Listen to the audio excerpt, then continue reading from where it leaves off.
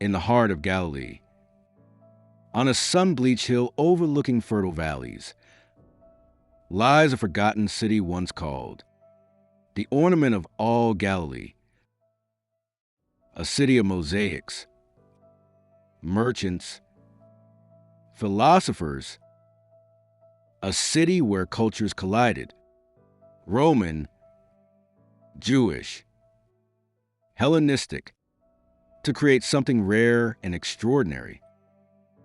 This is Sepphoris, and at its center, like the spine of a living organism, ran the beating heart of the city, the Roman Cardo. Today, we uncover its stones, its stories, and the lives carved between them.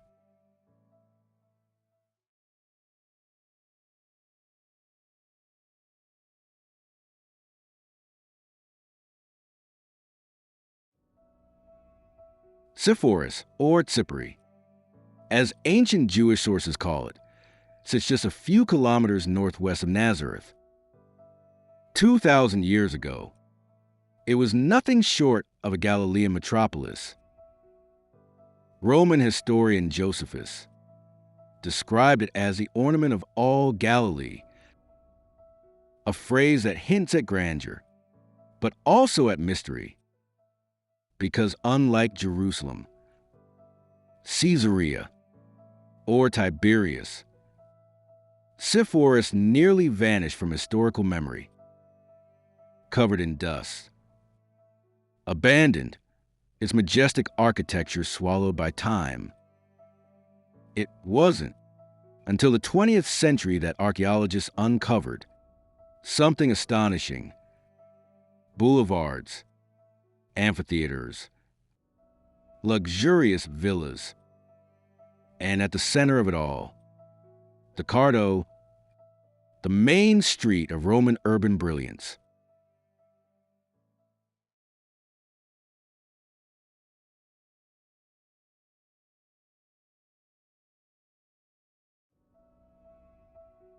Before we walk Sepphoris Cardo, we need to understand the concept itself. In every major Roman city, two primary roads shape the urban grid: the Cardo Maximus, running north to south, the Decumanus Maximus, running east to west. Where they crossed stood the city's symbolic and economic center. The Cardo wasn't just a street. It was the marketplace of daily life, the route of parades and officials, a corridor lined with columns, shops, fountains, and civic buildings, and the backbone of traffic, trade, and culture. Think of it as the ancient version of a modern metropolitan high street, except built in polished limestone, shaded by colonnades, and echoed by the footsteps of thousands.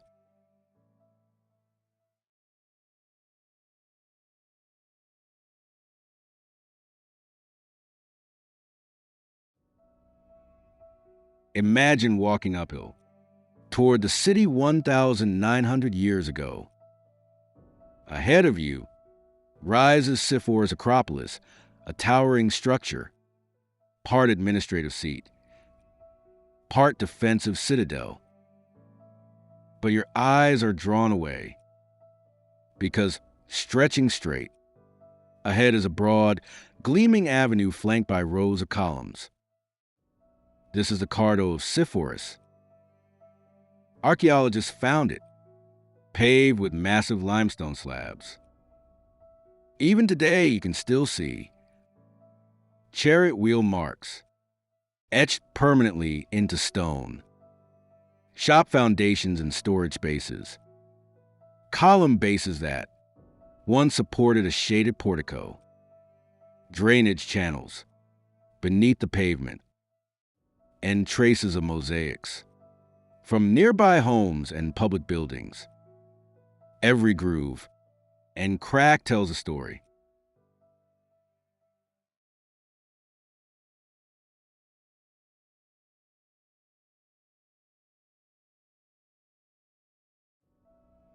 What makes Sepphoris unique is not just its beauty, but the cultural cocktail that flowed through it.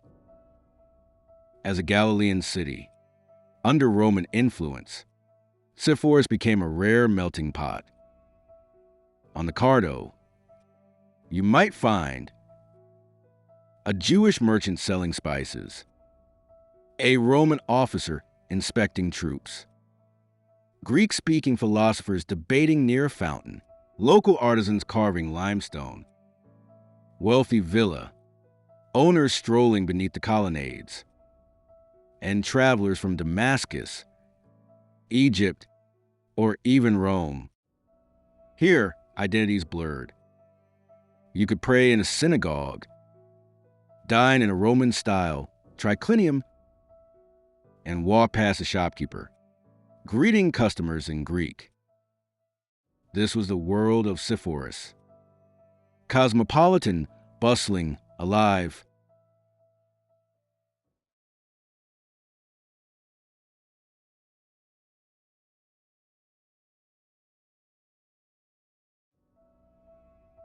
Just off the Cardo lies one of Sepphoris' most breathtaking discoveries, the Dionysus Villa, home to the famous Mona Lisa of Galilee. Her mosaic portrait, mysterious, elegant, eternal, sits just steps away from the Cardo. This tells us something important.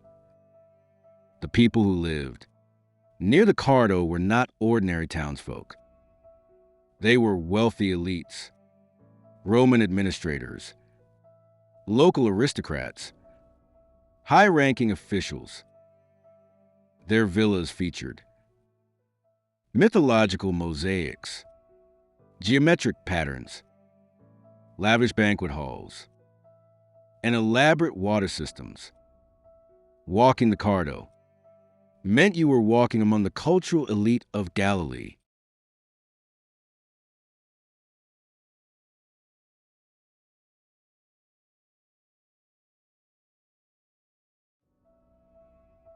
The Cardo wasn't only beautiful, it was the economic engine of Sepphoris.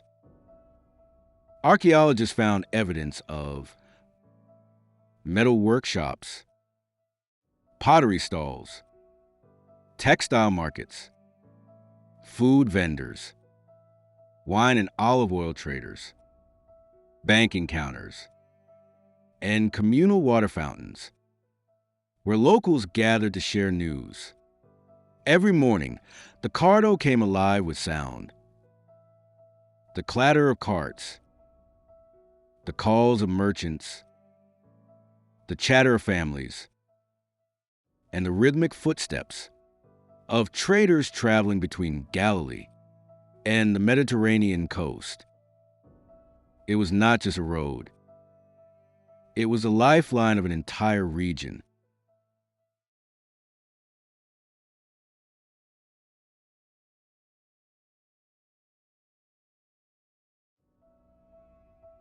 There's a fascinating possibility, debated among historians. Young Jesus of Nazareth may have walked, or even worked, in Sepphoris. Nazareth is just 6 kilometers away. And Sepphoris, during Jesus' youth, was undergoing major construction under Herod Antipas. Carpenters and artisans from surrounding villages would have been hired for massive building projects. Did Jesus or Joseph shape the wood used in the shops along the Cardo? Did they see the colonnades rise stone by stone? We may never know, but the proximity is undeniable, and the historical echoes are powerful.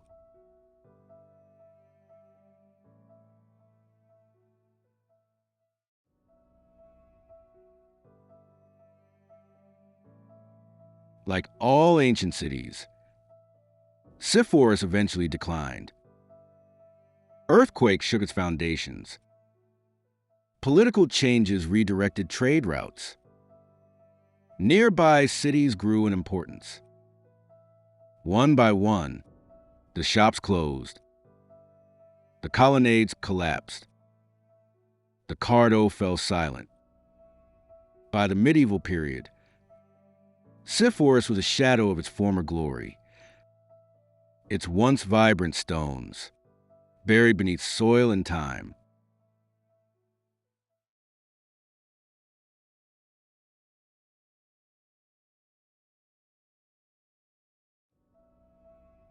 Today, archaeologists have revealed nearly all of Sepphoris Cardo.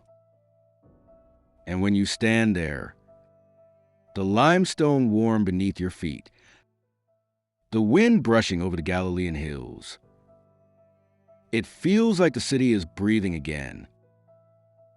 The Cardo teaches us something powerful. Civilizations fade, but the stories written in stone endure. Sepphoris was a crossroads of cultures, a masterpiece of Roman urban design, and a window into a world where identities blended and life unfolded in vibrant color. And through its Cardo, the heart of Sepphoris beats once more.